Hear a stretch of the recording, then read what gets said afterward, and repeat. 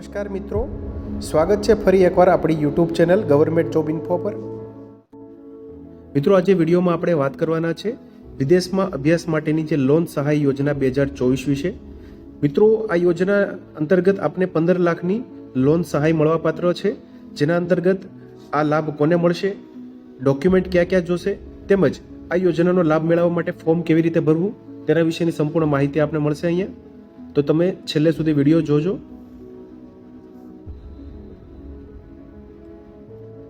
મિત્રો, આ યોજનાનો હેતુ શું છે? તો અનુસૂચિત જાતિના લોકોની નબળી આર્થિક અને સામાજિક પરિસ્થિતિના કારણે અનુસૂચિત જાતિના તેજસ્વી કારકિર્દી ધરાવતા વિદ્યાર્થીઓ ઉચ્ચ અભ્યાસ અર્થે વિદેશ જઈ શકતા નથી, માટે આર્થિક મદદરૂપ થવા માટે રૂપિયા 15 લાખની લોન 4% વ્યાજે દરે અહીંયા આપવામાં આવે છે મિત્રો, એટલે કે લોન સહાય અહીંયા આપવામાં આવે છે। આ યોજના હેઠળ કેટલી સહાય મળવાપાત્ર થશે? તો તમે જોઈ શકો છો, રૂપિયા 15 લાખની સહાય અહીંયા 4% વ્યાજના દરે આપવામાં આવે છે। આ યોજનાનો લાભ લેવા માટેની પાત્રતા શું હશે? તો લાભાર્થી છે તે અરજદાર મૂળ ગુજરાત રાજ્યનો વતની હોવો જોઈએ, સ્નાતક કક્ષાએ 50% કે તેથી વધુ ગુણ મેળવ્યા હોય તેઓએ પોસ્ટ ગ્રેજ્યુએટ, પીએચડી કે ઉચ્ચ કક્ષાના સંશોધન અને કોમ્પ્યુટર ક્ષેત્રના અભ્યાસક્રમો માટેની આ લોન છે। ધોરણ 12 પછી વિદેશમાં ચાલતા ટેકનિકલ અને પ્રોફેશનલ અભ્યાસક્રમો માટેની આ જે લોન મળવાપાત્ર થશે। એક જ પરિવારના વધુમાં વધુ 2 વ્યક્તિને લોન આપી શકાશે, કોઈ આવક મર્યાદા નથી અહીંયા। લોનની વસૂલાત વિદ્યાર્થીઓ અભ્યાસક્રમ પૂર્ણ થયા પછી 6 માસ પછીથી શરૂ કરવામાં આવશે, પરંતુ લોનની વસૂલાત 10 વર્ષમાં પૂર્ણ કરવાની રહેશે। મૂળ રકમ ભરપાઈ થયા બાદ વ્યાજ પણ તે પ્રમાણે વસૂલ કરવાનું રહેશે। વિદ્યાર્થી વિદેશની જે સંસ્થામાં શિક્ષણ મેળવે તે સંસ્થા જે તે સરકાર દ્વારા માન્ય થયેલી હોવી જોઈએ અને મેળવેલ ડિગ્રી જે તે દેશમાં સ્વીકૃત થયેલી હોવી જોઈએ। લાભાર્થીએ એક સદ્ધર જામીન તરીકે રજૂ કરવાના રહેશે અહીંયા। વિદ્યાર્થીએ વિદેશ ગમનના 6 માસની અંદર પણ અરજી કરી શકે છે।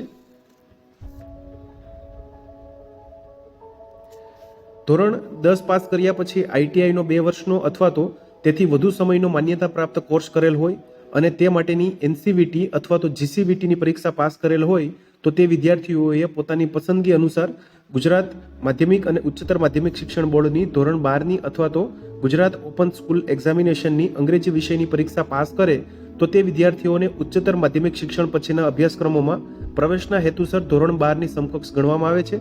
જે વિદ્યાર્થીએ ધોરણ 10 પછી પોલિટેકનિકમાં 3 વર્ષનો ડિપ્લોમા કોર્સ કરેલ હોય તે વિદ્યાર્થીઓને કોલેજમાં પ્રવેશ માટે ધોરણ 12ની સમકક્ષ ગણવામાં આવે છે। એટલે કે મિત્રો, અહીંયા તમારે વિઝા અને એર ટિકિટ રજૂ કર્યા પછી જ મંજૂરીની કાર્યવાહી કરવામાં આવશે। જો વિદ્યાર્થી વિદેશમાં સ્થાયી થાય તો નોકરીનું સ્થળ, રહેઠાણમાં ફેરફાર, સંપર્ક નંબર, ઈમેલ આઈડી, ભારતમાં આવાગમનની જાણ જ્યાં સુધી લોન ભરપાઈ ન થાય ત્યાં સુધી ફરજિયાત કરવાની રહેશે।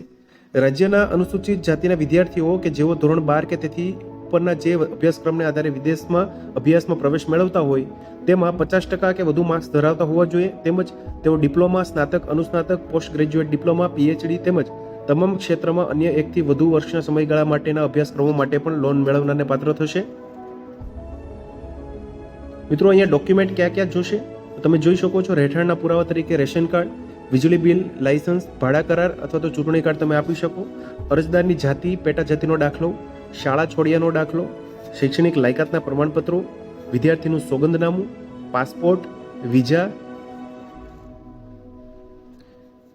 એર ટિકિટ, લોન ભરપાઈ કરવા અંગેનો પાત્રતાનો દાખલો, રૂપિયા સ્ટેમ્પના પેપર પર જામીનદારનું જે જામીન ખતનો નમૂનો પરિશિષ્ટ ગ પ્રમાણે જે રૂપિયા 100ના સ્ટેમ્પ પેપર પર હશે, મિલકતના વેલ્યુએશનનો રિપોર્ટ, મિલકતના આધાર એટલે કે તાજેતરના 7/12ના જે ઉતારા ઇન્ડેક્સ રજૂ કરવી, બેંક પાસબુકની પ્રથમ પાનાની નકલ અથવા તો કેન્સલ કરેલો ચેક અરજદારના નામનો હોવો જોઈએ।